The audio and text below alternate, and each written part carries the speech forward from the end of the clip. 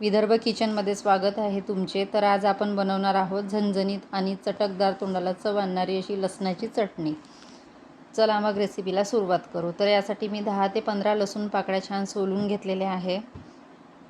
आता या लसूण पाकळ्या आपल्याला खलबत्त्यामध्ये जाडसर कुटून घ्यायचे आहे।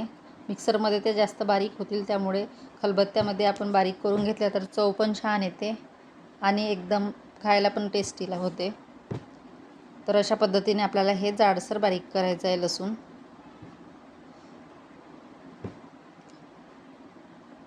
ही लसणाची चटणी भाजी नसेल तर चपातीसोबत भाकरीसोबत खायला खूप छान होते आणि 6 ते 7 दिवस सहज टिकेल। आता अशा पद्धतीने हे जाडसर बारीक केलेलं आहे। आता यामध्ये अर्धा चम्मच मी धने पावडर ॲड केलेला आहे आणि साधारणतः अर्धा ते पाऊण चम्मच लाल तिखट। तिखट कमी असेल तर तुम्ही 1 चम्मच ॲड करू शकता। आता हे तिखट थोडं तेज आहे, त्याच्यामुळे मी अर्धा ते पाऊण चम्मच घेतलेला आहे। त्यानंतर इथे मीठ ॲड केलेलं आहे आणि हे सर्व आपण पाणी घालून मिक्स करून घेऊ। एकदम पातळ पण नको आणि एकदम घट्ट पण नको, अशा पद्धतीने आपल्याला ते मिश्रण तयार करायचं आहे। आता यामध्ये आणखी थोडं पाणी लागेल। तर अशा पद्धतीने बघू शकता हे मी मिक्स करून घेतलेलं आहे। आता इथे कढईमध्ये 1 चम्मच तेल घेतलेलं आहे। तेल छान गरम झालं की यामध्ये जिरं घालायचं। जिरं छान तळतळलं की यामध्ये आपल्याला ही लसूणचं जे मिश्रण केलेलं आहे ते मिक्स करून घ्यायचं आहे आणि तेलामध्ये सतत आपल्याला 5 ते 10 मिनटं ते तेल सुटेपर्यंत मिक्स करायचं आहे।